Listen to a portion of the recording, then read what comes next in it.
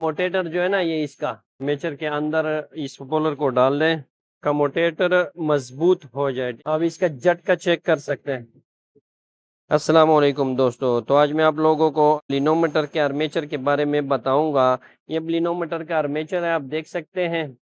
इसमें एक नया फॉल्ट है, ठीक है। वो ये है कि आप देख सकते हैं ये अच्छी तरह इसके अंदर फिट है, लेकिन यहाँ पर गैप है। ये आप देख सकते हैं, ये कार्बन इस स्लिपरिंग के साथ नहीं लगे हुए। ये क्या मसला हुआ कि ये अच्छी तरह फिट नहीं हुआ था।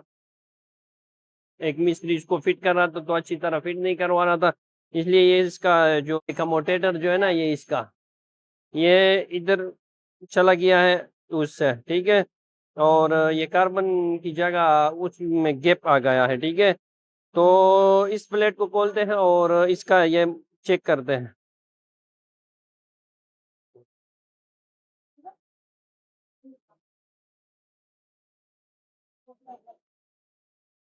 तो मैंने इसका प्लेट खोल लिया।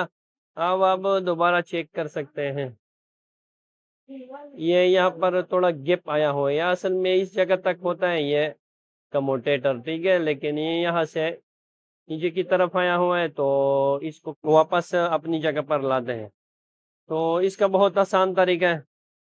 आपने सबसे पहले जितने भी ये लॉक लगे हुए हैं, रिवाइंडिंग है, इसको खोलना है।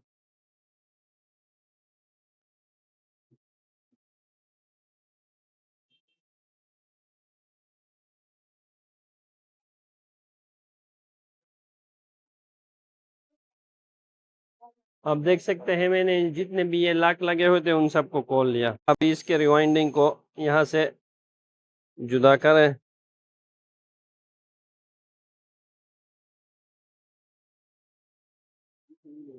दूसरी साइड पर भी यहाँ इस तरह करवाना है।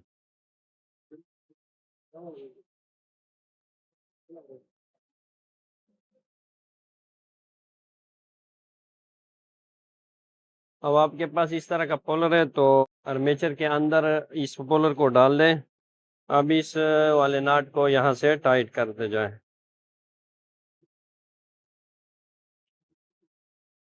अब यहाँ पर आप देख भी सकते हैं ये इस इधर आएगा इस तरह, ठीक है। मैं यहाँ से टाइट कर लूंगा रेंज से, तो ये कम्यूटेटर है यहाँ से खुद यहाँ पर अपनी जगह पर वापस आएगा, ठीक है।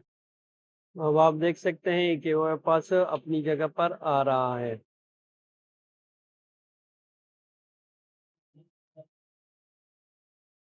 ठीक है,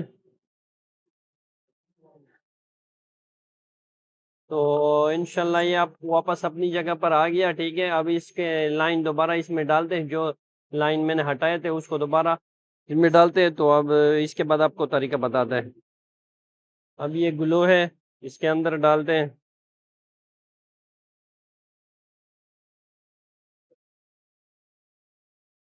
कि मैंने ग्लू डाल दिया ताकि ये कमोटेटर मजबूत हो जाए, ठीक है। ये इस एक्सेल के साथ ये मजबूत हो जाए, दोबारा वापस ना चले जाए, ठीक है।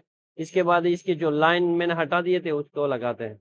अब आपने क्या करवाना है, ये जो तार है इससे जुदा है उसको अपनी वापस अपनी जगह पर लगाते हैं।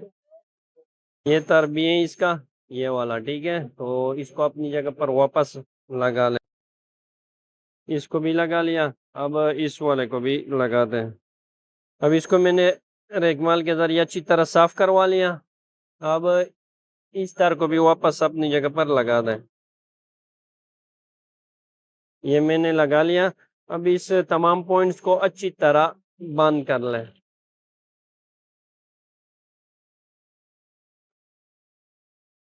अब आखिर में ये दो तारे भी मैंने हटाए थे, इसको भी अपनी जगह पर वापस लगा दें। लगाने से पहले इसको थोड़ा साफ कर लेते हैं। इस कार्बन लगे हुए हैं तो ये बिजली ज्यादा पास नहीं करता। इसको मैंने साफ करवा दिया। अब इसको भी बंद कर दें।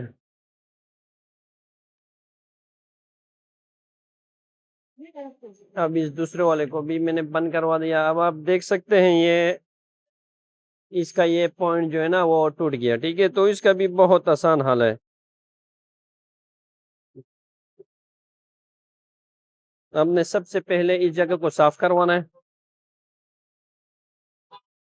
इस जगह को मैंने अच्छी तरह साफ करवा दिया। अब ये तार जो है ना, ये वापस यहाँ पर रख लें। ठीक है, अब इस पॉइंट पर सोल्डरिंग करवाते हैं।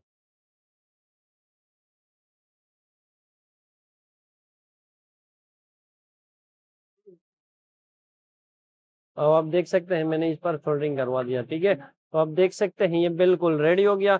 अभी इसमें थोड़ा काम बाकी है।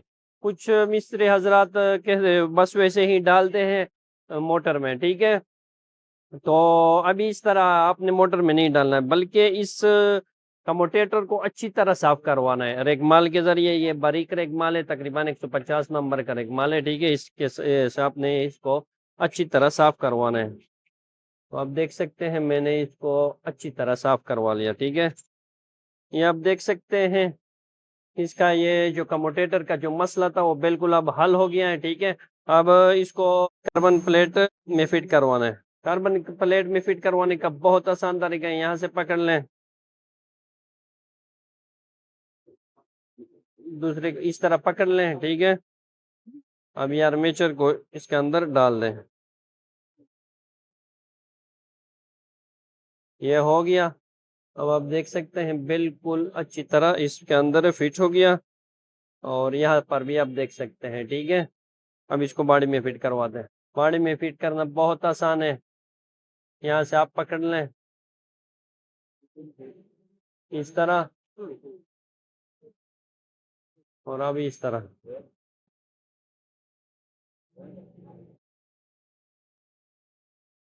आप देख सकते हैं मैंने बंद करवा दिया। अभी इसकी क्लिप बंद कर लें।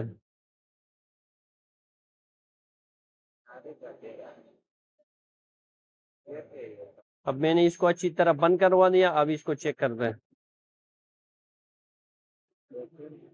ये हो गया 12 वोल्ट सप्लाई। अब इसका झटका चेक कर सकते हैं। तो ये हो गया आपका ब्लिनोमीटर। तो मिलते हैं नेक्स्ट वीडियो में।